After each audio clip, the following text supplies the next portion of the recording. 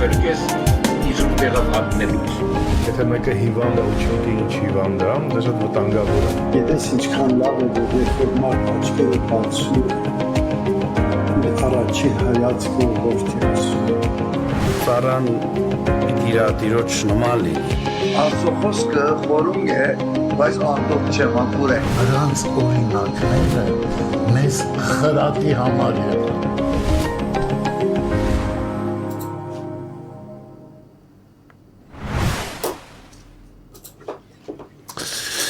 Բարի լույս, թող օրը բարի լինի բոլորիս համար, փառք Տիրոջը, Աստված այսօր էլ արեգակը ծագեց մեզ համար եւ դա Աստծո մեծ ողորմություն է սերի քուրեր եղբայրներ, փառք Տիրոջը, որ միացել ենք նորից իրար, շնորհակալ եմ, որ միացել եք եւ այսօր մեզ է միացել նաեւ մեզ սիրելի Հովհաննես Կիրակոսյան եղբայրը, հրաշալի ժամանակ պետք է ունենանք, մեր առավոտը արդեն խոստումնալից է, որտեղ պայմանավորված է Աստծո խոսքով։ Հովհաննես եղբայր, բարի լույս, շնորհակալ եմ, որ միացար։ Ես էլ Instagram եղբայր ինչպես միշտ։ Փառք Տիրոջ։ Փառք Տիրոջը, այսօրվա շատ խորհրդավոր վերնագիրը կարծես ինչ-որ բան է հուշում ես եւ կուզեի մի փոքր խոսայք փոխվել թե փոխարինվել։ Ես ձեր նախաբանի ես վերնագրից կարծես թե փոքրիկ եզրակացություն եմ անում, ավելի լավ է փոխարինվել, քան փոխել, թե փոխվել։ Փոխվելն է լավ, թե փոխարինվելը։ Այսպեսի հարց բարձրացավ իմ մեջ։ Սիրով լսում ենք քեզ, եղբայրս։ Իրականում այո, կա փոխվել, բայց փոխարինվելով փոխվել։ Ահա։ Այսինքն դրանք իրարամերժ չեն, բայց ես նկատեցի, որ շատ կարևոր է որոշ զատորոշում, այսպես ասած, դնել ես երկու բառերի մեջ, փոխվելու եւ փոխարինվելու, որովհետեւ եթե մեր փոխվելը մենք ըմբռնենք մեր սեփական մեղավոր բնույթի բարելավման տեսանկյունից, այսինքն մենք նրան վերցնենք եւ սկսենք բարելավել։ Այդ դեպքում կսխալվենք, այդ տեսակ փոխվելը ճիշտ չի լինի։ Բայց եթե փոխարինվի, այսինքն անցնի մահվան, թաղվելու եւ հարության գործընթացով, այդ դեպքում արդյունքը, որ կլինի նույնպես փոխվել, բայց կլինի ճիշտ փոխվել։ Արդարացի, հա, կարելի ասել։ Կլինի աստվածահաճո։ Եվ որովհետև այլ կերպ ասած ավելի շեշտված ասեմ, հարցով ասեմ, ինչպես եք մտածում, արդյոք մենք հին ուխտը փոխում ենք, օրենքը փոխում ենք շնորհքով, թե փոխարինում ենք շնորհքով։ Այսինքն նոր ուխտը եկավ նա փոխելու, թե փոխարինելու։ Բա։ Հետաքրքիր հարց էր։ Այո, հետաքրքիր հարց է։ Շատ լավ։ Հա, սիրով։ Ես Հովհաննես եղբայր չակետները բացում ենք մի երկից հետո։ Շատ լավ։ Մեր սիրելի Էլադա քրոջ կատարմամբ օրորոցային է կոչվում այս երգը, բայց շատ խորը իմաստ կարծում եմ մի քիչ էլ այսօրվա թեմային համահունչ է, եկեք ըմբոշխնենք այս երգը։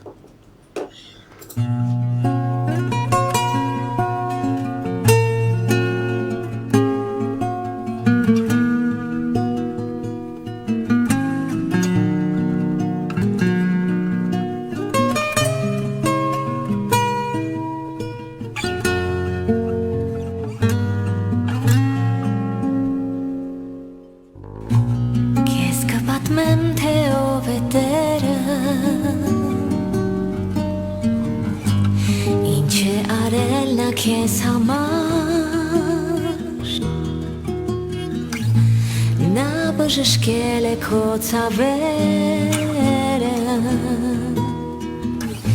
Ներել մեղքերը տան համար Ներել մեղքերդ անհամար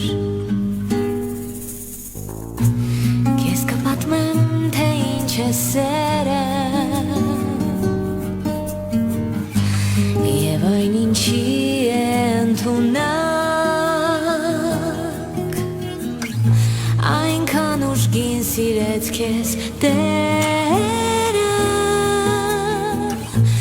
Որ հավիտյան տվեց քեզ կյանք Որ հավիտյան տվեց քեզ կյանք Քեզ կպատմեմ այդում թևերն են Դժվար պահին քեզ միշտ կրկել Թե ում ուժեղ ու տաք ձեռքերն են Չար հողմերից քեզ պահպանել Չար հողմերից քեզ պահպանել Քեզ կպատմեն երկինքն ու ծովը Ծիածանի գույները վար Թե այդ բոլոր բաները ով է Սիրով ստեղծել հենց քեզ համար Սիրով ստեղծել հենց քեզ համար Եթե նայես հոգուտ խորքերը Դիեզերքի նման անհուն Դու կիմանաս թե ով է Տերը Եվ թե որքան է քեզ սիրում Եվ թե որքան է քեզ սիրում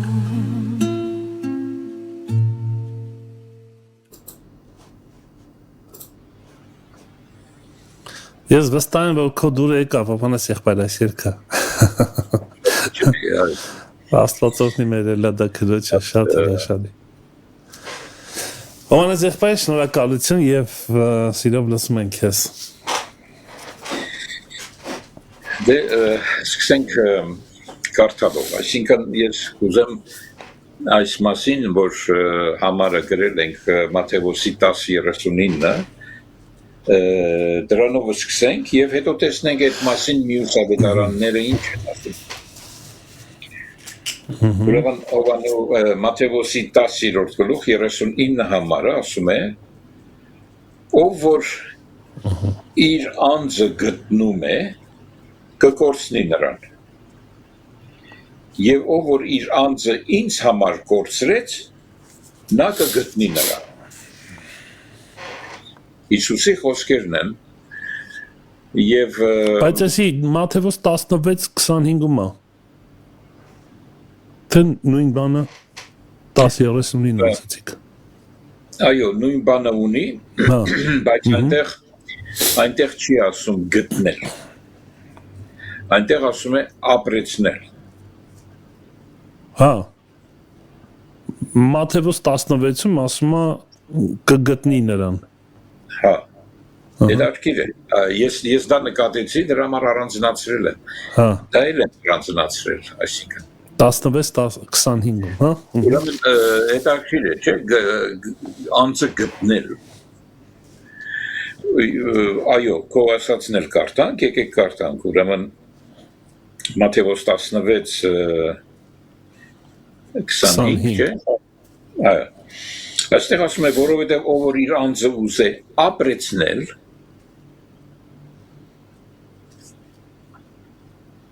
կկորցնի նրան, եւ ով որ իր անձը կորցնե ինձ համար, կգտնե նրան։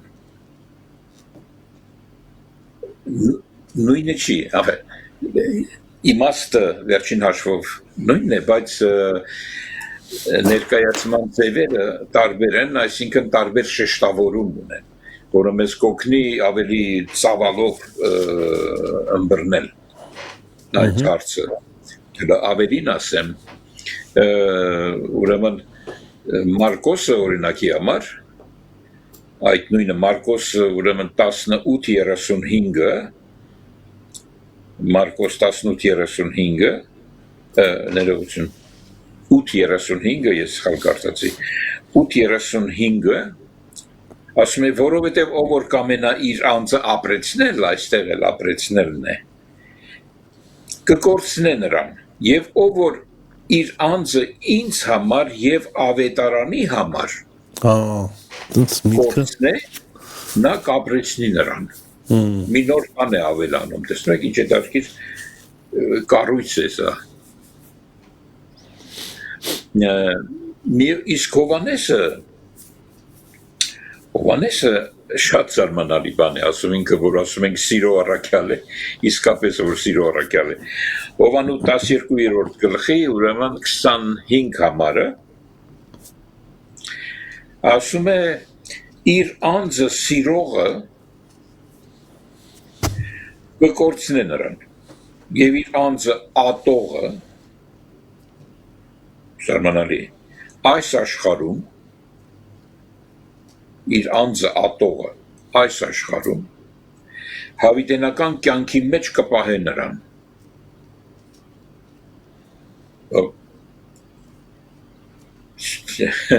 Չգիտեմ, արդյոք մի հատ համարը նորից կասեք, այս վերջին Հովհաննեսի։ Բոլոր ասեմ, թե Հովհաննես, Հովհաննես 12:25 Մերսի եղբայրս։ 12:25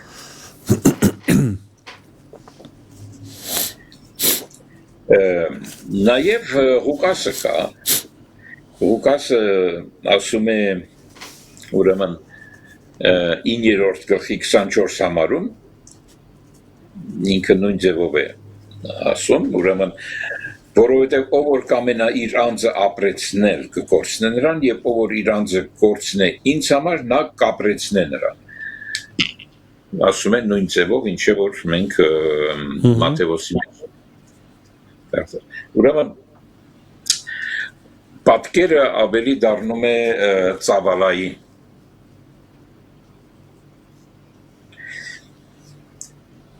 Ու ստեղ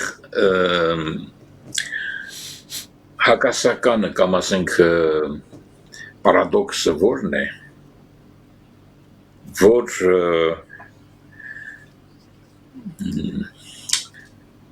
ով է որ պետք է վերջին հաշվով գտնի, ապրեցնի, սիրի, իրականում նա է, ով պիտի կորսվի, ատվի եւ այլն։ Այսինքն ձեռք բերման համար ինչ որ մահա պետք, կորցնելա պետք այդ իմաստով։ Ինչ որ բան ձեռք բերման։ Այո, բայց խնդիրը նա է, որ այն որը որ պետք է դա անի, միևնույն ժամանակ պետք է կորսվի եւ ատվի։ Այսինքն եթե դա մեր եսն է, ուզում եմ ասել, նայեք, որտեվ ուրիշ թարգմանություններ կան, որ ասում են, որ իր անձը ուզենա ապրացնել, այսինքն, այո, այստեղ էլ կարծացինք, կամ իր ինքը ով լինելը, կամ իր կյանքը, եւ այլն, տարբեր թարգմանություններ կա, բայց իմաստը նույնն է։ Այսինքն ես ուզում եմ այստեղ մեջտեղ բերել շատ հետաքրքիր մի հակասական կոնֆլիկտային, ասես ասած, իրադրություն, որ հետո կարողանանք տեսնել ինչու՞մն է բանը, որովհետեւ եթե մեկը ինձ ասում է, որ գիտես ինչ, դու պետք է քեզ ուրանաս, այսինքն դու քեզ ատի, բայց դու քեզ մի գտիր, դու քեզ կորցրու, որովհետև եթե դու ինքդ քեզ գտնես, կկորցնես։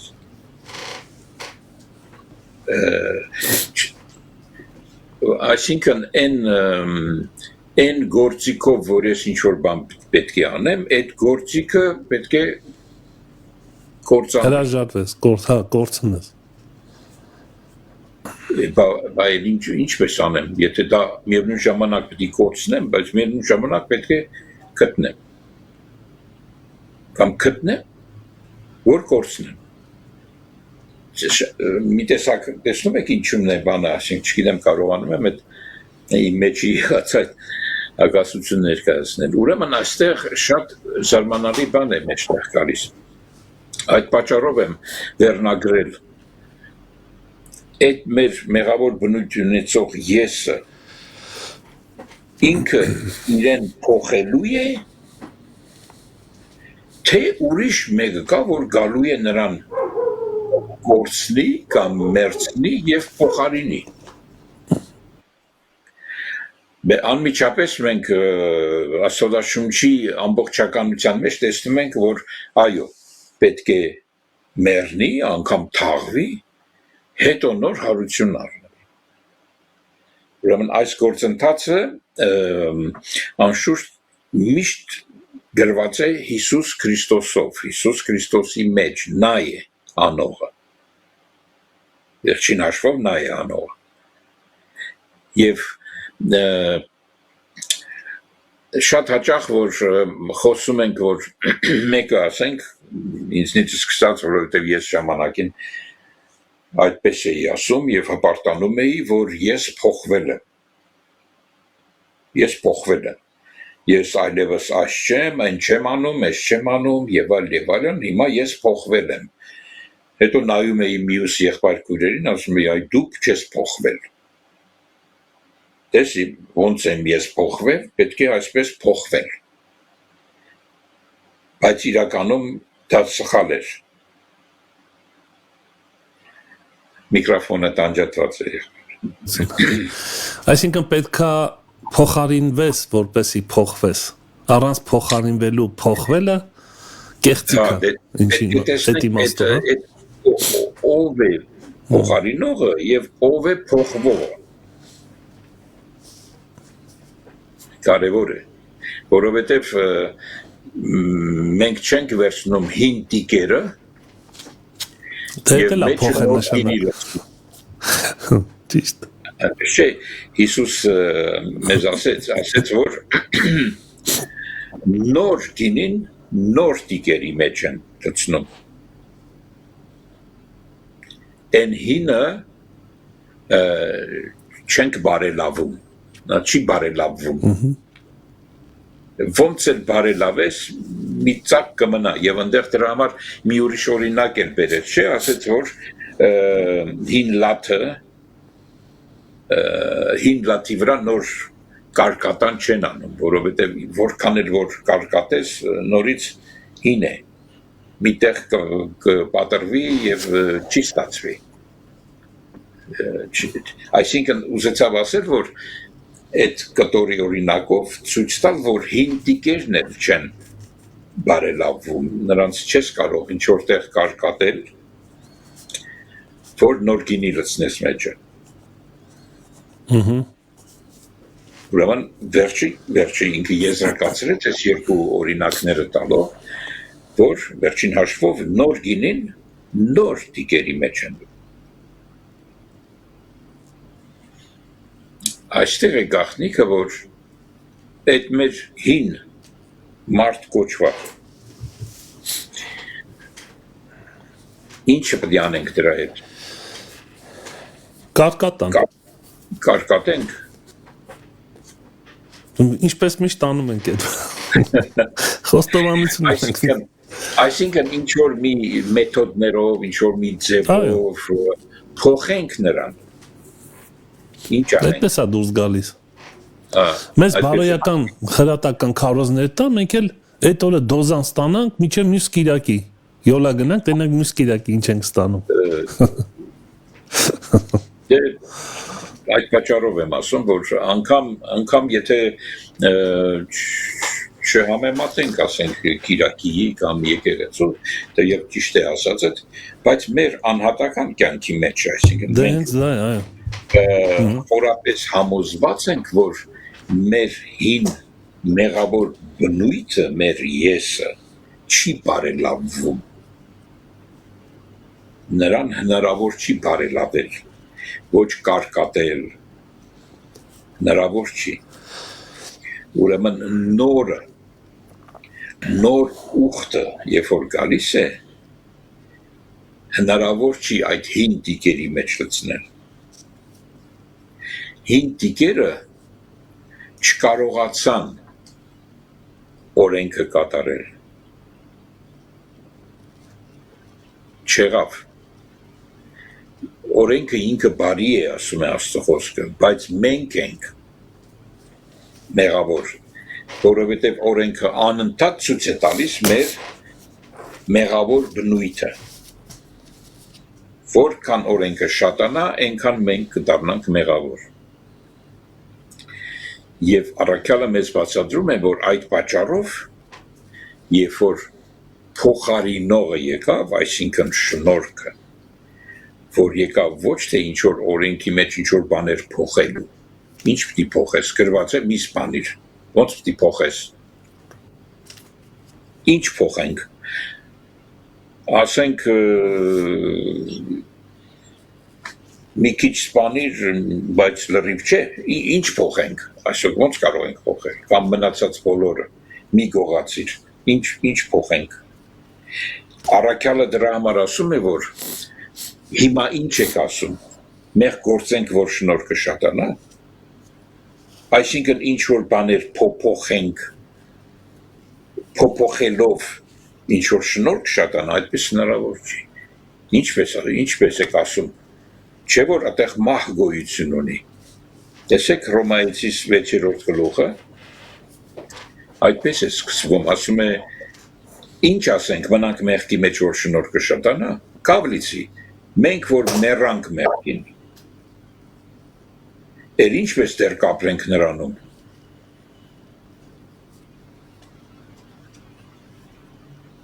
Մեղքին մեռանք։ Բայց մեղքին մեռնելը ով է անում։ Ես ինքս ինքնուրույն գնացի մեղքին մեռա։ Հնարավոր չի։ Քրիստոսով է կատարվում։ Այսինքն անպայմանորեն նորից գալիս ենք մեր նախորդ մի քանի հաղորդումների թեմային, վերստին ծնունդ է պետք։ Ես հարց ունեմ։ Հովանես եղբայր, այսպեսի խոսք կա, որ Պողոս առաքյալը ասում է, գիրը սպանում է, հոգին ապրեցնում է։ Մենք ուզում եմ հարցնեմ, ինչպես ենք դա ընկալում, որովհետև այսպեսի հասկացողություն կա։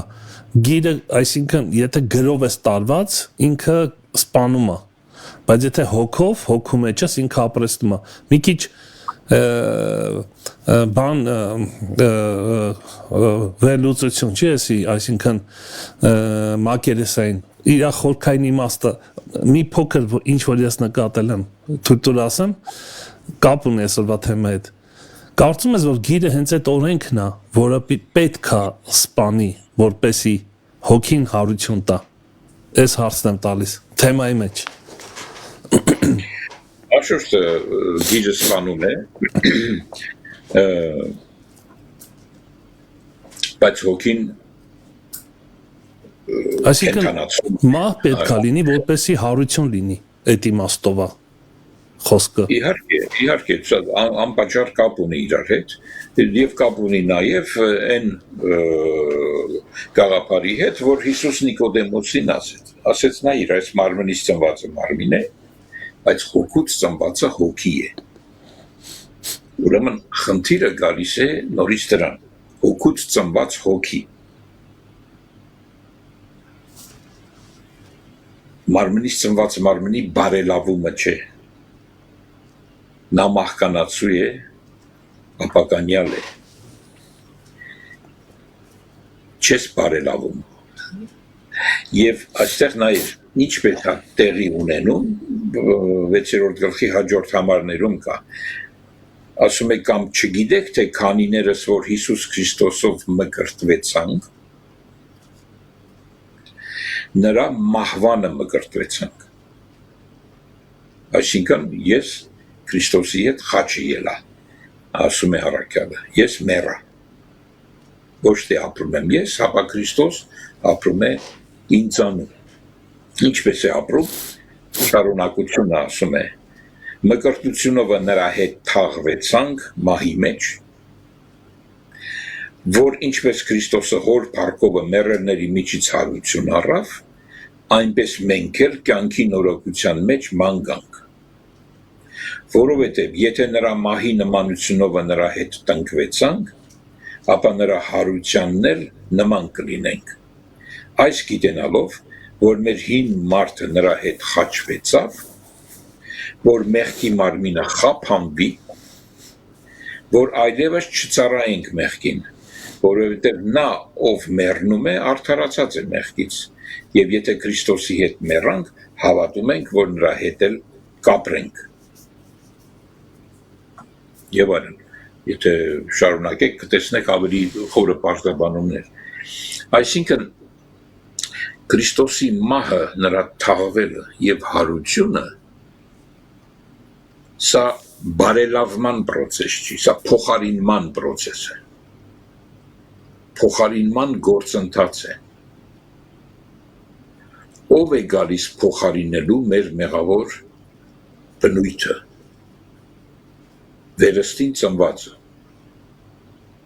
վերստին ծնվածը ով է, իմ եսն է, չէ, վերստին ծնվածը Աստուծո սերմով ծնվածն է, նա Աստուծո որդի է, և դուք գիտեք, որ այդ սերմի մեջ մեղք չկա, այդ սերմից ծնվածը մեղք չի գործում, նա կոչվում է Աստծուց ծնված, հոգուց ծնված հոգի, ուրեմն այս հոգին է, որ հարուցյալ զորություն ունի, կորցնելու, սպանելու, մերցնելու մեր հին մեղավոր բնույթը, այսինքն մեր անձը, մեր եսը, և նրան փոխարինելու։ Նա չի անտեսում խաչը, մի անգամից կա հարության և ասի հեսա փոխվեց, ոչ, չի փոխվի, պետք է մեռնի, որ փոխարինվի, գաղտնիքը այստեղ է, իմ վերնակիրը, որ ես դրել եմ, փոխվել, թե փոխարինվել, սա ի նկատի ունեմ, փոխարինվել, այո, բայց քանի որ դա տեղի է ունենում այս մեր մարմնի մեջ, որը մեղավոր բնույթով աճած իր եսը կազմավորած մի անձ է, մի ինքնություն է և ինքը ասում է ես եմ, չէ, և սա մենք տեսնում ենք, ես շատ հաճախ եմ ասել, որ երեխաները մեծանալով սկզբից չեն գիտակցում իրենց ով լինելը, բայց օրերից մի օր ասում են, որ ես եմ, և որ ասում են ես եմ, սկսում է ուրիշ խնդիր, ասում են սա իմն է, և վեճեր են առաջանում, որտև են մյուսն էլ է ասում ես իմն է, երեխաների մեջ այդպես իմն է, ծնողներն էլ ուզում են բարելավել, անընդհատ սովորեցնում են, որ չէ, սա իրենն է, դու սրանով խաղա, և այլ, այսինքն կրթում են նրան, որ նրա այդ էությունը բարելավեն, որքան ենք չարչարվում մեր երեխաներին բարելավելով, և ես չեմ ասում, որ չպետք է բարելավենք, ուրիշ ճար չունենք, դրան նաև ասում են զսպիչ ուժեր օգտագործել, զսպիչ ուժեր, այսինքն սանձ է, բայց ինչու, բայց դա չի լուծում հարցը, չի լուծում հարցը, որովհետև քո ընտանիքի մեջ ենթադրենք քո օրինակով, քո գիտակցությամբ, քո չափանիշներով, ամեն ընտանիք իր չափանիշներով մեծացնում է երեխային եւ իր մտքի մեջ այն չէ, որ նրան վատ է անում, այսինքն չար բան չի սովորեցնում, նրան ուզում է, որ նա հաջողի այս կյանքում։ Նպատակը սա է, որ այս կյանքում հաջողի, լինի ուսման միջոցով, լինի ինչ-որ արհեստի միջոցով, լինի եւ այլն, եւ ցավոք սրտի կան ծնողներ, որոնք սովորացնում են նաեւ խաբել, գողանալ, որտեղ տեսնում են, որ այս ամբարիշտ աշխարհի մեջ ամբարիշտներն են։ Այսինքն խփի, ծեծի, ջարդի, որովհետեւ վաղ մյուսօր այս ընտանեկան կոկոնից դուրս կգաս ու կհարցակվեն քո վրա։ Ուրեմն ինչ անես, պաշտպանվես։ Գոյությունը պաշտպանես։ Գոյատևես։ Ինչ որ երբեմն ծնողները կառուցում են այն բարելավման ճանապարհով, կրթելու եւ դաստիարակելու ճանապարհով, գալիս է մի պահ, որ ընկնում է ուրիշ ազդեցությունների տակ։ Փոխի ազդեցությունների տակ, իր բակի կամ դպրոցի ընկերների ազդեցության տակ եւ այսպես շարունակ։ Այդ ժամանակ ծնողը այլևս ոչինչ չի կարող անի, մանավանդ երբ որ հասնում է որոշակի տարիքի, ասենք 16-ից այն կողմ եւ այլն 18, այլևս ոչ մի իրավունք էլ չունի։ Հովանես եղբայր, կներես, շատ կներես, ճիշտ դիպուկ տեղին մի հատ բան եմ ուզում համար ժողովողից, ներողություն առակացից, Սողոմոնը շատ հետաքրքիր բան ասում գնա մրջունի մոտ եւ ասում ուտես եւ իմաստուն եղիր, որ իշխան, ոստիկան եւ տիրող չունի, շատ հետաքրքիր է։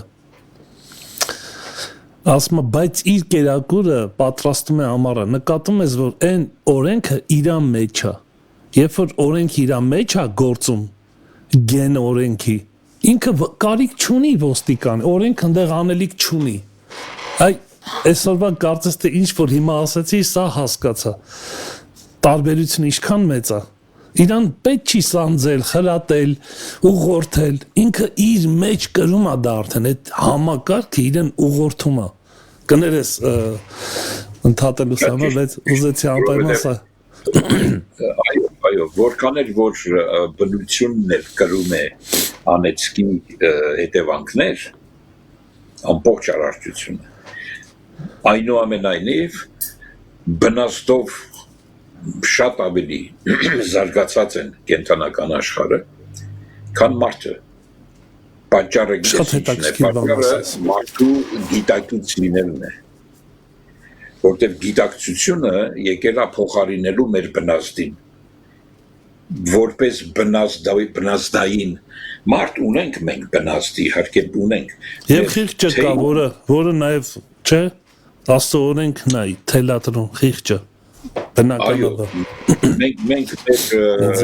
թե իմացական, թե զգացական, թե կամային ոլորտում ունենք բնազդային կողմ,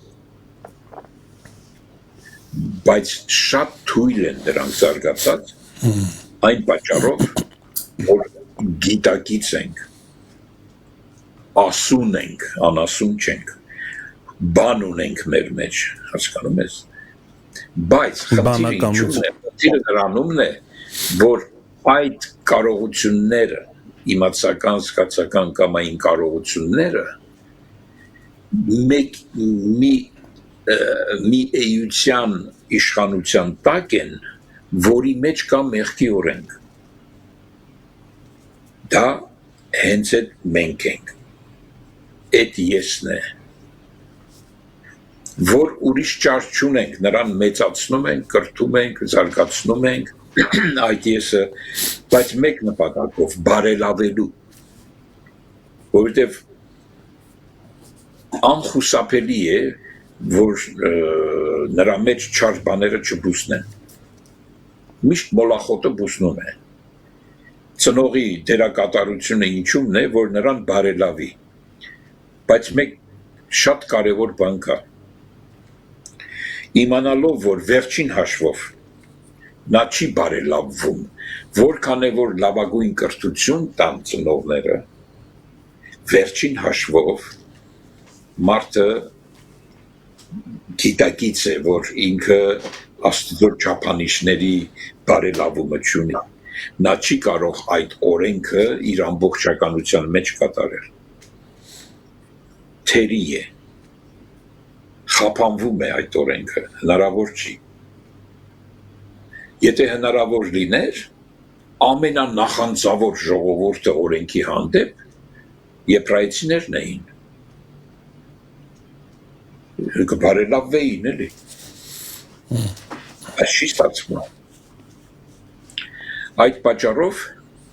այդ հին ուխտի բնույթը, բարելավման բնույթը, քանի որ չաշխատեց, եկավ փոխարինողը, նոր ուխտը։ Նոր ուխտը եկավ ոչ թե ընդեղ ինչ-որ բան փոփոխելու, ոչ, փոխարինելու։ Որովհետև Հիսուս, ինչպես հրեա ժողովուրդը հայտնի ցույց տվեց մեզ, որ մարդու սեփական անձի եսի միջոցով այդ օրենքը ամբողջականորեն կատարել հնարավոր չի։ Հիսուսն էլ եկավ, անցյալ անգամ էլ ասեցի, եկավ իր առաջի քարոզով, լեռան քարոզով, ցույց տվեց, որ իրապես հնարավոր չի։ Բոլորովին հնարավոր չի, որովհետև եթե հին ուխտի մեջ մեղքը հայտնի էր դառնում 2-3 վկաներով, Հիսուս եկավ ցույց տվեց, որ սկի վկայել պետք չի։ Մեր ներսի սրտի մեջի խորհուրդներն են, որ մենակ Աստված է վկա։ Տեսնում ես, ուրեմն միջև ուր տարավ հասցրեց։ Հետևաբար նրան բարելավելու մասին պետք չի մտածել։ Եվ ծնողները անպայմանորեն ոչ միայն պետք է ջանք թափեն, որ իրանց երեխայի եսը բարելավվի, այլ պետք է բերեն այդ երեխային այն աղբյուրին, որը հնարավոր է դարձնում այդ փոխարինումը, կանգնացնում է բարելավումը, նրան մերցնում է, թաղում է եւ իր հարության սորությամբ նոր արարած է դարձնում վերածնվելով, ծնունդ տալով նրան։ Ում է ծնունդ տալիս այդ նույն մեղավոր եսին, ոչ։ Ծնվողը Աստծո որդի է, հոգուց է ծնվում։ Ուշադրություն դարձեք, շատ կարևոր է սա, ես այդ մասին շատ եմ խոսել։ Ուրեմն Հիսուսը ինքը, Քրիստոսը, Աստծո որդի սահմանվեց իր հարությունով։ Ռոմայացիս առաջի գլխի մեջ է գրված, հենց առաջի համարների մեջ։ Այսինքն հարությունով է միմիայն Աստծո որդու սահմանումը։ Եթե վերադառնանք Աստծո հիմքին, այսինքն որ ինքը Աստծո հաստատ հիմքը կանգնած է եւ այս կնիքը ունի, որ ինքը ճանաչում է նրանց, որ իրն են, հետեւաբար իր որդիներին է ճանաչում։ Իր որդիներին ճանաչում է գերեվարված գերության մեջ, մեղքի բնույթի գերի եղող իր որդուն ճանաչում է մեր մեջ կա իր գենը։ Ամեն։ Այդ գենը մեղքի պատճառով գերության մեջ է։ Այդ գենը հոգևոր է, հոգի է։ Մեր գիտությունը դեռ շատ հեռու է գենետիկայի առաջընթացից այն աստիճան, որ թափանցի նաև գեներով մեզ հաղորդվող մեր շունչի եւ հոգու, որտեղ ինչ որ մարմին է, որոշ չափով մենք ունենք գիտություն, բավական էլ առաջացած ենք, կարողանում ենք վերլուծել, կարողանում ենք անգամ փոփոխել այդ 4 ամինաթթուների, որ ովքեր որ մասնագետ են ավելի լավ գիտեն դա, դրանց գործածելով կարողանում ենք ինչ որ հայտնաբերել, անգամ հիվանդություններ, ինչ-որ հատվածը փոխել, գենետիկ փոփոխություն մտցնել եւ այլն, դա ֆիզիկական մարմնի կողմն է, որ ժառանգականության հետ անմիջականորեն կապ ունի։ Բայց միևնույն ժամանակ մենք տեսնում ենք, որ մեր երեխաները անգամ մեր բնավորությունն են ժառանգում։ Այո։ Ոչ միայն մարմնի կամ գիտեմ որոշ նմանություններ, հա։ Իրենք իրենց անհատական ունեն, չէ, իրենց անհատական մատնահետք ունեն, որ ոչ ոք չունի, որովհետև իրենք առանձին երկու տարբեր գեների միացում է եւ ստեղծում է իր սեփականը, բայց անգամ դրանով ելնելով մենք տեսնում ենք նմանություններ, հետո տեսնում ենք բնավորության նմանություն, զարմանալի բան է։ Այդ բնավորությունը արդեն մեր շունչի ոլորտն է, հոգեկանի ոլորտն է, հետևաբար այդ գենետիկի մեջ, գենի մեջ նաև հոգին կա, շունչը կա։ Էլ հոգու մասին չեմ խոսում, թե որքան ծածկված է, իսկ մենք հիմա որ գիտակից ենք, մենք գիտակից չենք մեր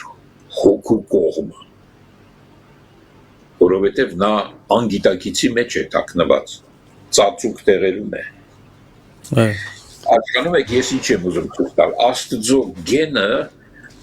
հոգու ոլորտի մեջ է, եւ այդ գենը կոչվում է ճշմարտություն։ Ճշմարտության հոգուց ծնված, ճշմարտության խոսքից ծնված ճշմարտություն է։ Եվ ովքեր որ ճշմարտությունից են, նրանք ինձ լսում են, ասեց Հիսուս։ Պիղատոսին ասեց։ Ես հարց ունեմ, բայց եթե վերջացնեք նոր միտքը։ Ուրեմն տեսնում եք, այս փոխարինումը տեղի է ունենում, ինչպես կարդացինք, միայն Հիսուս Քրիստոսով, Հիսուս Քրիստոսում եւ իր համար։ Ամեն։ Վերջին հաշվով այս փոխարինումը տեղի ունենում Աստծո համար։ Մեր սեփական Հովհաննեսի եսի համար չի։ Ոչ։ Այստեղ ես փորձեցի ավելի մի տեսակ ուրիշ տեսանկյունից մոտենալ այդ ամեն ինչին, որ ցույց տամ, որ ով որ իր անձը սիրում է, ով իր անձը չի սիրում, ըստ որում մենք դա ենք դաստիարակում մեր երեխաներին, նրան ասելով օրինակ ինքնասիրություն, չէ, մեկին ասում ես մարդը ինքնասիրություն չունի, չեմ ուզում կոպիտ օրինակները բերել, բայց դուք լավ գիտեք, երեսը այսինչա, պադոշ է, չգիտեմ, որ ասում են թքում ես վրան, ասում է անձրև է գալիս, այսինքն ոչ մի ինքնասիրություն չունի, մենք դաստիարակում ենք ինքնասիրություն, ինքնասիրությունը երբ որ կենտրոնանում է միայն իր վրա եւ հաշվի չի առնում դիմացինին, դա կոչվում է արդեն անձնասիրություն։ Իսկ որ անձնասիրությունը արդեն եսա կենտրոնանում է, դա կոչվում է եսասիրություն։ Մեր հայերենը հարուստ է։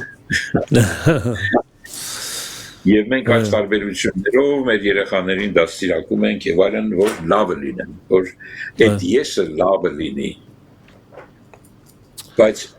ամեն ծնող, որը Աստվածաշունչի հիմքերին ծանոթ է, նա պետք է գիտակից լինի, որ ինքը նույնպես մարդ է, եւ ինչպես Աստծո խոսքը մեզ ասում է, որ եթե դուք մարդ եք, ձեր երեխաներին բարի բաներ եք ուզում անել ձեր կարծածի պես, կամ դաստիարակում եք ձեր երեխաներին հնարավորին չափ ձեր բարի չափանիշների համեմատ,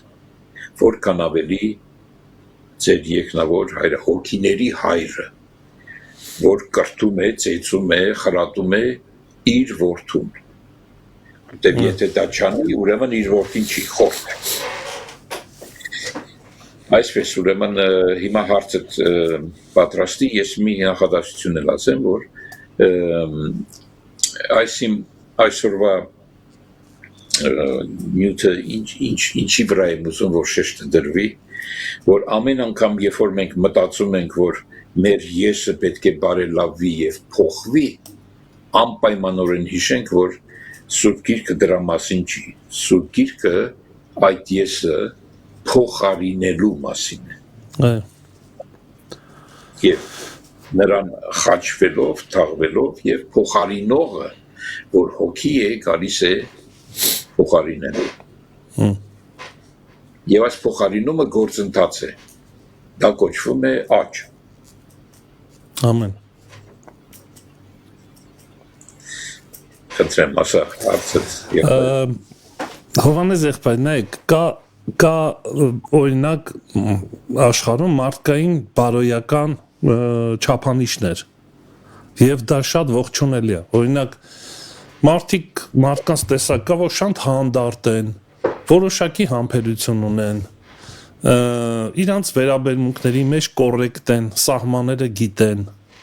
եւ դա շատ ողջունելի է, բայց դա մարդկային չափանիշներ են։ Եվ կա հոգևոր չափանիշներ, որը շատ ավելին է։ Օրինակ, քանի անգամ ներեմ իմ եղբորս, 7 անգամ նկատում ես այնտեղ չափանիշների տարբերության մասին է խոսվում, որ 7 անգամը դա քո կարողությունն է։ Հիսուսը կարծես այդպես էր։ Պետրոս ջան, 7 անգամը դա քո կարողությունն է։ Եվ հերական իրականության մեջ դա բացարձակ ողջունելի էր։ Բայց իմ չափանիշ ուրիշ է, 7 անգամ 70, որ մարդկային կարողությունից վեր է։ Հիմա հարցս այսպես եմ ուզում. ինչպես կարող ենք, օրինակ, ինչպես կարող ենք հասկանալ, արդյոք ես զբաղվում եմ իմ ֆիզիկական եսի բարելավմանը, մարդկային, այսպես ասած, թե իրոք հարություն եմ ունեցել կամ վերստին ծնունդ եմ ունեցել, որը ուրիշ չափանիշների մեջ է տարել ինձ, Աստծո չափանիշների մեջ։ Ինչպես դա կարող եմ, ինչն է այդ սիմպտոմները, որ հասկանա կամ այդ գործիքակազմը, ինչն է, ինչով կարող եմ հասկանալ, ես ուղղակի մարդկային բարձր չափանիշների մեջ եմ բարոյական, թե ես մտել եմ գերբնական, այսինքն այն վերստին ծնունդով, այն գենով, որ մեջս ունեմ։ Խնդրեմ, սիրով, կլսենք ես։ Իհարկե, երբ որ խոսում ենք, որ ես հասկանամ, ես ինչ-որ բան անեմ, մենք մտնում ենք մահվան սկզբունքի մեջ, այսինքն բարի չարի գիտության սկզբունքի մեջ, որի մեջ կա նաև բարի, բայց այդ բարին պայմանավորված է նախ չարով, այսինքն նրանք միևնույն ժամանակ իրար հետ են, իրարով պայմանավորված են, երկրորդ, այդ տեսակ բնույթը ունի փոփոխական, հարաբերական, ժամանակավոր բնույթ, նրա տեսակը վստահելի չի, այսինքն մենք որքան էլ գիտակից ենք, որ լավ ենք դաստիարակվել, իմ ծնողը ինձ լավ է դաստիարակել, ես մենակ բարի բաներ եմ անում, ոչ մեկին ոչ մի վատություն չեմ արել, եւ կան այդպիսի մարդիկ, այո, աշխարհի մեջ կան մարդիկ, ես լավ հոգևոր եմ, որ այդ բաները չեմ անում, այդպիսի մտածողություններ կան, եւ այլն, բայց եթե հիշում եք անցած անգամ ես մի հատ հետաքրքիր բան ասացի, մեղքի բնույթը մեր մեջ ապացուցվում է մեր մահկանացու լինելով։ Աստծո որդին չի մեռնում, նա հավիտենական է։ Մենք որքան էլ լավ դաստիարակություն ունենանք, մնում ենք մահկանացու, մեռնում ենք։ Այսինքն, մեղքի պատճառով, երբ որ մահը մեջտեղ եկավ եւ տարածվեց ամբողջի բոլորի վրա, ամբողջ աշխարհում, ըստ որում բոլորը մեղք գործեցին, ասում է առաքյալը Հռոմայացիս 5-րդ գլխում 12 համարից, դա ցույց է տալիս, որ եթե մահկանացու ենք, ուրեմն մեղքի բնույթ ունենք մեր մեջ։ Որքան էր որ մեզ թվա թե մենք լավ ենք դաստիարակված, ներկա դարի, ասենք, չափանիշների համեմատ, որտեղ չմոռանանք, որ այդ չափանիշներն էլ են փոփոխական։ Մի 100 տարի առաջ բարիի չափանիշները տարբեր էր, հիմա տարբեր է։ Մի քանի տարիներ առաջ, ասենք, մի 100 տարի առաջ գեղեցիկի վերաբերյալ մեր ունեցած պատկերացումը ուրիշ էր, այսօր ուրիշ է։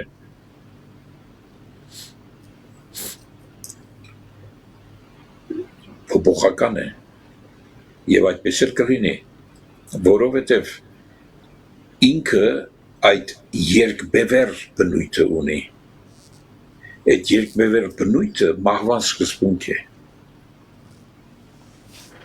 Այդ սկզբունքից չուտես ասել, կմեռնես։ Ուրիշ մի սկզբունք կա, այդ էլ կենաց ծառի սկզբունքն է, որը ըստ էության բացարձակ է, անփոփոխ եւ հավիտենական։ Եվ գերբնական։ Եթե նա բնական էր երկրային Եվ սահմանափակ։ Եվ ժամանակապակ, այո, իհարկե, ես ասացի, ժամանակավոր, հարաբերական, փոփոխական եւ ըստ էության անվստահելի։ Մյուսը գերբնական է, որովհետեւ եթե բացարձակի հետ գործ ունես, հավիտենականի հետ գործ ունես եւ անփոփոխի հետ հաստատուն, ուրեմն գերբնականի հետ գործ ունես։ Իսկ գերբնականը ուրիշ է։ Այդ պատճառով որ Հիսուս մեզ անընդհատ ասում է, որ ոչ թե ձեր այդ փոփոխական հարաբերական ժամանակավոր ուրախությունը ունեցեք, հա, իմ ուրախությունը։ Ոչ թե ձեր այդ փոփոխական խաղաղությունը ունեցեք, հա, իմ խաղաղությունը։ Ոչ թե ինչ որ աշխարհում կա։ Նա վստահելի չի։ Եվ վերջին հաշվով մեզ ցույց է տալիս, որ մարմնի գործերը կոչվածը մի ամբողջ ցուցակ է։ Մենք կարծում ենք, որ եթե մենք պայքարենք դրա դեմ, եւ մեր երեխաներին դաստիարակենք դրան հակառակ, այդ մարմնի գործերի հակառակ կհաջողենք։ Բայց ցավոք սրտի պետք է հուսախաբեցնեմ դες։ Չենք հաջողի, որովհետև մենք ինքներս այդպիսին ենք։ Մեկը կա, որ հաջողում է, որը չունի իր մեջ մեղքի օրենք։ Նա եկավ, որպեսզի այդ մեղքի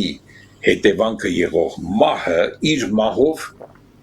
հաղթի նրան։ Այստեղ է հաղթությունը։ Նրանք, ովքեր գիտակից են աստվածաշնչյան հիմքերին, ասում են, նրանք իրենց երեխաներին ոչ միայն կչարչարվեն դաստիարակելու այդ բոլոր նորմաների համեմատ, ինչպես ասացիր, հապա ջանք կտապեն, որպեսզի նրանց բերեն վերստին ծնունդի։ Ինչպես բերեն, նախ իրենց սեփական կյանքով, իրենց սեփական բնույթով, ցույց տան, որ այո, գոյություն ունի ներել։ Մի 7 անգամ գոնե ների, երբ որ գալիս է քեզնից ներողություն է խնդրում, մի խստացու սիրտդ ների։ Բայց Հիսուս մի ուրիշ բան ասեց։ Հիսուս այնպիսի բան ասեց, որ չի բխում մեր բնական հենց այդ երկբևեռ բնույթից։ Նա բերեց գերբնական կենաց ծառի մի բնույթ։ Այսինքն մեզ նորից մցրեց մի այնպիսի կաղապարի մեջ, որ ցույց տա, որ ձեր մեղավոր բնությունը թող եսը չի կարող։ Չի կարող, եղբայր, լեռան քարոզը գիտես ինչի համար է, որ ցույց տա, որ մեր մեղավոր բնույթը չի կարող։ Նրա համար չի, որ դու այդ եսդ վերցնես ու գնաս փորձես անել, չես կարող, կծախողես։ Վերջում էլ այնպիսի մի բան է ասում, որ ասում է դուք մարդ եք, փարիսեցիներն էլ նույն բանն են անում, ձեզ բարև տվողին բարևում եք, ձեզ սիրողին սիրում եք, բայց դուք ավելին, որպեսզի ձեր հոր որդիները լինեք, պետք է ավելին անեք։ Ավելին որն է, սիրեք ձեր թշնամիներին, մի երեսիդ խփում են մյուսը տուր։ Դեպի մահը էլի, մեռնում ես։ Բնականորեն հնարավոր չի, չէ, եթե մեկը իմ վրա հարձակվում է, ես պաշտպանվում եմ, ես չեմ ասում մյուս։ Այսինքն, այդտեղ մի ուրիշ գերբնական գործոն է պետք, որպեսզի դա կատարվի։ Հովանես եղբայր, շատ հետաքրքիր բան ասեցիք, փաստորեն ինչա կատարվում, ինչ հասկացա ես, որ եթե ես համարվում եմ Աստծո զավակ, մենք կարող ենք մեզ համարենք Աստծո զավակ, կարող է, սարքենք արհեստական, բայց ցուցիչը սա է, այս դեպքում, դուք շատ լավ օրինակ բերեցիք Հռոմեացիս առաջի գլխից, ես հիմա բացել եմ իմ առջևը, եւ ասում եմ կարդամ բառացի, եթե թույլ տաք, եւ Աստծո որդի սահմանվեցավ զորությունով, սրբության հոգու կողմանե, մեռելներից հարություն առնելուցը, մեր Տեր Հիսուս Քրիստոսի, այսինքն ինչ որ Հիսուսը ստատուս ստացավ կամ համարվեց որդի, նույն իմաստով մենք ենք համարվելու որդի այն պահից, երբ որ մենք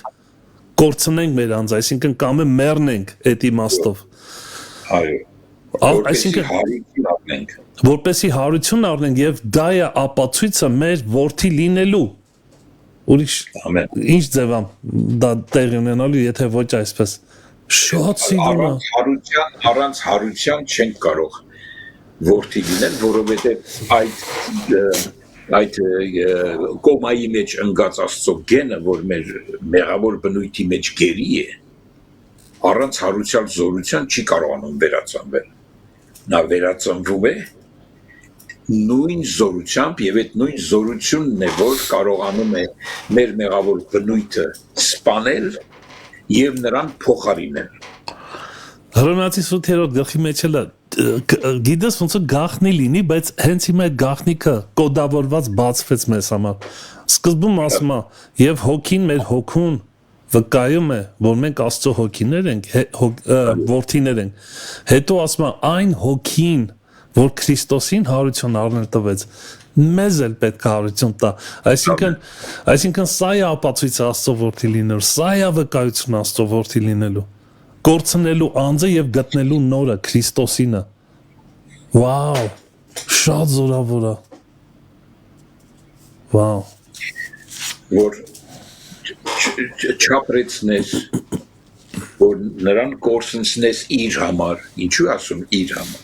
այսինքն իրենով փոխարինելու համար, դա է հարությունը, կորցնելը խաչն է, հարությունը իրենով փոխարինելու։ Մենք սա երբեմն կապում ենք, կներես Հովանես եղբայր, կապում ենք իրական մահվան հետ, բայց արի ու տես, միջև իրական մահը հասնելը մենք մահերով ենք անցնում, հոգևոր իմաստով, փաստորեն այդպես է, չէ՞ դուրս գալիս։ Իհարկե, դա գործընթաց է, ամեն անգամ, որ Աստծո որդին աճում է, նա անցնում է մահվան, թաղվելու եւ հարության միջով։ Շատ ուժեղ է։ Այդ կերպ հնարավոր չի, որքան ուզում ես բարելավի, ասում եմ, չի լինի։ Աստծո որդու չափանիշը բարձր է, հավիտենական է, չես կարող։ Կարող ենք, Հովանես եղբայր, կարող ենք այսպես ասել, հարց, ամեն անգամ մի պարզ բաների մեջ եմ ուզում գնանք, որպեսզի ավելի հասկանալի լինի այս խորը։ Կարող ենք այսպես ասել, երբ որ մենք հակառակ ենք, օրինակ, մարդը վերստին ծնվածի իր մեջ ուժ ունի, զորություն ունի հակառակվելու մարմնի կամ մարդու զգացումներին, երբ որ նրանք ուզում են թելադրեն ինչ պետք է անես, բայց քո մեջ այդ գենը այնքան զորավոր է, որ քեզ օգնում է հակառակվես այդ ոնց ասեմ բնույթին ադամական, հակառակը գնաս։ Բարձ օրինակ եմ բերում, բարկություն, չգիտեմ, գայթակղություններ, տարբեր տեսակ, աչքի ցանկություն, շատ տարբեր բաներ կա, եւ դու կարողանում ես դրան հակառակ գնալ։ Սա կարող ենք ասել, որ հենց այդ մահով ես անցնում։ Նայր, ճիշտ է, իհարկե ավելի բարձրացնելու համար, նայր ոնց կարող եմ ես ասել, ուրեմն երեխան ամենապարզ միջոցն է տեսնելու դա, ուրեմն երբեմն տեսնում ես, որ նա ուզում է չարություն անել, որովհետև մենք սովորացրել ենք, որ դա չարություն է, չարություն այսինքն քեզ վնաս է տալիս։ Հիմա ինչ ուզում է լինի էլեկտրականությանը թե ձեր տալ, լինի ինչ-որ վազվզել, որ վնաս կարող է հանգարց ընկնի և գլուխը խփի միտեղ չէ, մենք բան ենք անում, զսպում ենք չէ իրենց ինչ-որ չափով, իրենց համար, բայց իրենք հետո դա անում են, ասենք, ծնողի վախից։ Այո, կա ատմուս բան։ Մենք ինչ ենք ասում ենք տես, եթե դու շարունակես ես անել, քեզ կպատժենք անկյուն կտանենք։ Ինքը ոչ թե այդտեղ փոխվեց, ինքը ուղղակի մի ուրիշ մի բան եկավ իրան զսպելու, էլի իր օգուտի համար, բայց իր եսի բնույթը չի փոխվում։ Չի փոխվում։ Այդ դեպքում կներես, Հովհաննես եղբայր, այդ դեպքում մի հատ հետաքրքիր կյանքի տեսակ է դառնում մարդու կյանքը, երբ որ սա կոչվում է ջղաձգված կյանք, այս տեսակ կյանքը, որ դու ստիպված ես չանելու, բայց միշտ վախերի մեջ ես, ջղաձգված ես, որը նորից մերժում է ավետարանը այդ երևույթը։ Կարող ենք ասել, որ սա ցուցիչ է, սիմպտոմ է, որ այդ քո հոգևոր կյանքը, որ դու համարում ես, սա կապ չունի վերստի ծնունդի հետ։ Այո, դա կապ չունի։ Դա գալիս է տարբեր պատճառներից։ Մեկը կարող լինի կրոնական հակումից։ Որ տեսեք, ես արի եմ, ես խոնար եմ, ես եմ եւ այլն, եւ բավական է, որ մի երկու հոգի կողքից ասեն, վայ, ինչ խոնար եղբայր է, նա որ անցած անգամ ես ասացի, իմ օրինակով ասացի, որ ասում էին, այ Հովհաննես եղբայրը ժամանակին նվագում էր աշխարհի մեջ, աշխարհիկ երկեր, բայց հիմա երբ որ Քրիստոսին եկավ, ինքը այդ նույն իր շնորհքը, այսինքն իր եսը գործածում է Աստծո համար։ Ես այդ ժամանակ շոյվեցի, ասեցի, ինչ լավ ես ա դարձել, բայց հետագայում ես հասկացա, հասունանալով հասկացա, որ սա չի, սա նորից եսակենտրոն է, անգամ շատ խապուսիկ է, բայց այդպես է, մահ է պետք, փոխարինողը պետք է, ես նորից եմ ասում, հնարավոր չի եսը ատել, եսը կորցնցնել, եսը չապրեցնել եւ այլն հնարավոր չի, եթե փոխարինողը չկա։ Իսկ փոխարինողը հարության միջոցով է լինում։ Այսինքն Աստծո որդին է փոխարինողը, իսկ Աստծո որդին Հովհաննեսը չի։ Ես չեմ։ Աստծո որդին Աստծո սերմից ծնված իր որդին է։ Մենք այս ձևով ենք եղբայրներ իրար հետ, շատ եմ ասել, մենք ոչ մի առնչություն չունենք, ես Աբրահամ եղբայր քո հետ, ոչ մի արյունակցական կապ չունենք, ոչ մի առնչություն չունենք իրար հետ եղբայր լինել, նույն հայրը չունենք, բայց ո՞նց է լինում, որ մենք եղբայր ենք Քրիստոսով, Քրիստոսի մեջ, որովհետև մեկ հորից ծնված ենք, բայց այդ մեկ հորից ծնվածը ոչ Աբրահամն է, ոչ Հովհաննեսն է։ Աբրահամի և Հովհաննեսի մեղավոր բնույթի մեռնելու և թաղվելու հետևանքով նրանց մեջ եղող Աստծո որդու գենը ծնվում է, վերածնվում է եւ աճում է դառնալու մեկ էտալոնի նման Հիսուս Քրիստոսի, որը միակ Աստծո որդու էտալոնն է մեր համար, դառնալու նրա նման։ Ամեն։ Սա Հովանեսը չի, որ դառնում է նրա նման։ Հովանեսի մեռնելով է այդ Աստծո որդին նոր արարածը, նրան փոխարինում։ Ամեն։ Դրա համար մենք երբեմն շփոթում ենք մեր Հովանեսի եսը եւ Աստծո որդու եսը։ Աստծո որդու եսը Աստծո եսեմն է։ Նա հավիտենական է։ Իսկ Հովանեսի եսեմը ժամանակավոր է։ Ամեն։ Այստեղ է գաղտնիքը։ Ուրեմն նորից կրկնեմ, ոչ թե ջանք թափենք, որպեսզի այդ մեր մեղավոր բնույթ ունեցող եսը բարելավվի, հապա մեռնի եւ փոխարինվի այն եսով, որի պատկերով արարված էինք այն սկզբում, եւ այդ գենը մեր մեջ կրում ենք։ Ամեն։ Այդ պատկերը փոխարինելու մեզ։ Ամեն։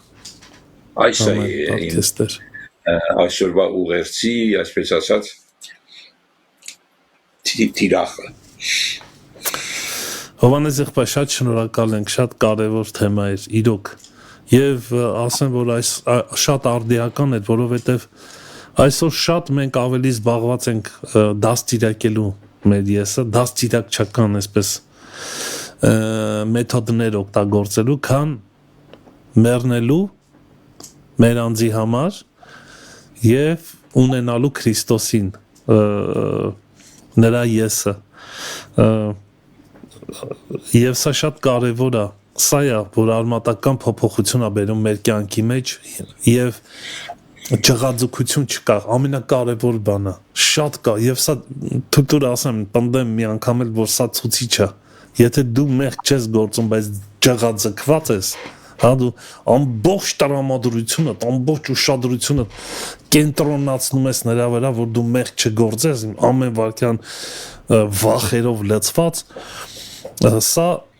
ուրեմն խոսում է նրա մասին, որ մենք ինքնադաստիարակչությամբ ենք զբաղվում եւ սա չի տանելու մեզ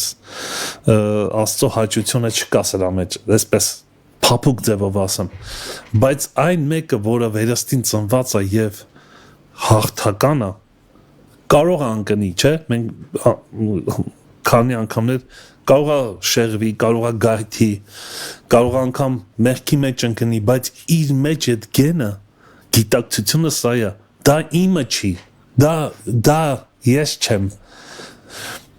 դա օտար բան է, ես դա չեմ սիրում, ես զգում եմ, որ դա իմը չի։ Այ եկան գտեղ, որ մեր իր անձը ատում։ Այո։ Ասում է նա, ով որ իր անձը սիրի, կկորցնի, ով որ ատի, այ Հովանեսն է ասում։ Բայց ով է ում ատելու, սա է խնդիրը։ Եթե մենք նորից շոյենք մեր եսը, ասենք, Հովանես ջան, դու ինքդ քեզ ատի ու հպարտացի, որ կարողանում ես քեզ ատել, դա չի իրականում, սա է խնդիրը։ Գաղտնիքը ստեղ է, այդ կրոնական այդ հաճույքը ստանալը, հասկանում ես, ինձ նեղը գցելու բան, առաքյալը այդ մասին էլ է ասում, դու կարծում եք, թե դրանով է ձեզ ճնշումներ ստեղծելով, չէ, դա չի, նոր բնույթը մեղք չի գործում, Աստծո որդին, Աստծո ծնվածը մեղք չի գործում, նրա էության մեջ չկա դա, որտեղ այդ սերմը, որից ծնվել է, դրա մեջ չկա դա։ Այո։ Սա է ստեղծում այդ մթնոլորտը, որ չսիրվի, մեղավոր բնույթը չսիրվի, եւ նորից եմ կրկնում, նուրբ խնդիրը այստեղ ինչ է, որ ոչ թե վերստին ծնվածը, Աստծո սերմով ծնվածը, որի մեջ մեղք չկա, գալիս է բարելավելու են մյուս մեղավոր բնույթ ունեցող եսին, որ ընդեղ համին կլինի, համել են բարելաված, չէ, այդպես չի, ինքը գալիս է նրան մերցնելու խաչով, թաղելու եւ հարուցյալ զորությամբ նրան փոխարինելու։ Ամեն։ Այդ երբ որ որքանով որ փոխարինել է եղբայրս, այդքանով ենք նման Աստծուն։ Ամեն։ Բայց ինչպես ասացիր, ասում ես, բայց կարա մեղ գործի, Աստծուց ծնվածը մեղ չի գործի։ Նա չի գործի։ Մեղ գործողը միշտ մարմնից ծնված մարմինն է, միշտ հին մարդն է, արտաքին մարդն է։ Նա է մեղ գործողը։ Քանի դեռ չի մեռել, մենք կտեսնենք նրան մեղ գործելուց։ Դա իր բնույթն է, ուրիշ բան չի կարող անի։ Բայց ով է որ չի սիրում դա։ Այդ չի սիրումն է որոշում։ Այդ չի սիրումը, չսիրել մեղքը վերստին ծնունդով է մեջտեղ գալիս առաջ։ Այո։ Համար եմ ասում, վերստին ծնունդով սկսում է մեր մեղավոր բնույթի մահը, այսինքն մեղավոր բնույթը ինչ է։ Սիրում ենք մեղքը, սիրում ենք մեր եսը, սիրում ենք ես եւ այլ այդ սիրելու բնույթը նրան ապրեցնելու սա է մեռնում։ Մենք այլևս գիտակից ենք այդ մեր եսի ինչ լինելուն։ Եվ այդ գիտակցությունը գերբնական միջոցով է բերում, դա Աստծո գիտակցությունն է։ Նա է հայտարարում, սրտեր քննողն է հայտարարում, թե ով ենք մենք։ Ամեն։ Եվ այս ամեն ինչի հիմքում Հովհաննես եղբայր չեն կարող չկանգնել ձեր ամենասիրած թեմայի կետին։ Հովհաննես ասում է սիրո մեջ վախ չկա։ Հենց այդ վախի մասին է խոսում, երբ որ մեկը մեղքեր չգործելու վախ ունի իր մեջ, հա, եւ ջղաձգված կասեր, դա ցույց է տալիս մեր վերստին ծնված լինելը, Աստծո փոխադարձ, ինչպես դուք եք ասում, երկ կողմանի սերը, որի մեջ հանգիստ խաղաղություն կա, դու լավ ես զգում քեզ, դա քո տիրույթն է, որտեղ Տիրոջ ներկայությունը կա, որտեղ Տիրոջ հոգին է, եւ սիրո մթնոլորտ կա։ Մի հատ դիպուկ օրինակ բերեմ իմ վրա։ Ես երեք բավական ճանապարհ էի քշում եւ այլն։ Ուրեմն ես իմ մեջ զգում եմ, ասում եմ, բոն, այստեղ ռադար չկա, կարող եմ արագ քշել էլի, հիմա ինչ անենք, ընդեղ ճիշտ է գրած ասենք 90 բայց քանի որ ստուգող չկա, այստեղ կարող եմ, հենց որ ռադար է լինում, ընդեղ նշանը կա, մի 300 մետր հետո ուրեմն այդ սարքը կա, այդտեղ կդանդաղացնենք ինչ է եղել։ Ես տեսնում եմ, որ իմ մեջ Հովհաննեսը այդպես հնարքներ ունի։ Եվ դրա հետ կապված է նաև վախ, զգուշացում, աման հանգարց բաց չթողես ուշադիր եղի բանը, թե։ Հետո ասեցի, բոն, ես պետք է պահպանեմ ես կարգ ու կանոնը, եղբայր 90 է, 90 քշի, վերջ, ու ես սկացի, որ ես վախ չունեմ այլևս, ես ազատ եմ, մանավանդ ազատ եմ, այնքան ազատություն է, երբ որ դու գնում ես այդ կարգերի համեմատ, ոչ մի տեղից քեզ չի կարող վախացնել, քեզ չի կարող հանդիմանել, քեզ չի կարող մեղքի համար պահանջել։ Տես ես փոքր օրինակ եմ բերում, բայց եթե ես մնամ Հովհաննեսի բնույթի մեջ, նա կսկսի այդպես հնարքներ ունել։ Իբր թե լավագույն ճարպկություն ընտրեմ։ Հələ չեմ ասում, որ ըստեղի ռադարները, չգիտեմ ձեր մոտ ինչպես է, ուրեմն միշտ հանում է 5 կմ/ժ, որտեղ հաշվի առնում կարող է սխալվի եւ այլն։ Սխալի տոկոսը, ուրեմն 5 հավանականությունը, եթե գրած է 90, դու կարող ես քշել, ասենք 94։ Ու էդի օգտագործում ենք, չէ՞, 94 կարելի է։ Իհարկե, զապասով,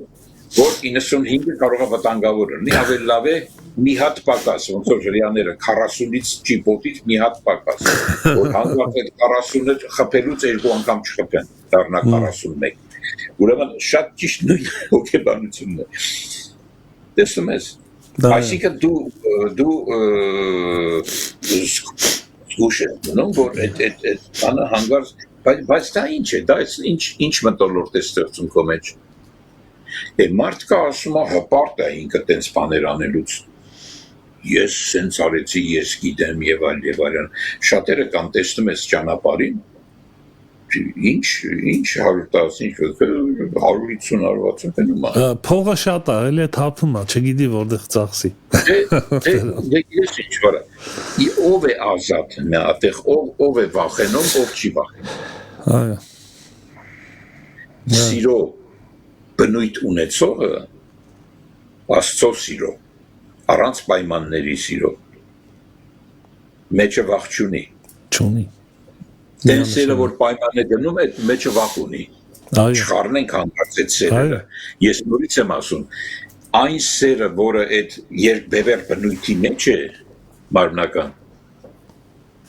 դա ունի իր մեջ վախ։ Իր մեջ վախ չունի Աստծո սերը, որ պայման չի դնում։ Այսինքն Սուրբ Հոգի պտուղի մեջի սերը։ Այո, այո։ Նրա մեջ վախ չկա։ Ամեն։ Ամեն Հովանես։ Այստեղ պետք է մենք հաշվի առնենք փոխարինվածը։ Փոխարինողի սերն է, ոչ թե իմ սերը։ Այո։ Դե միանշանակ շատ տարբեր է մարդու սերը Աստվածային սիրից։ Վերջավորություն եղավ ասորինակով, որ ավելի բարձր։ Արտիրոջը։ Ոնես եղբայր շատ շնորհակալ ենք իրոք Տերորնի քեզ շատ այս կարևոր արդիական թեմայի համար եւ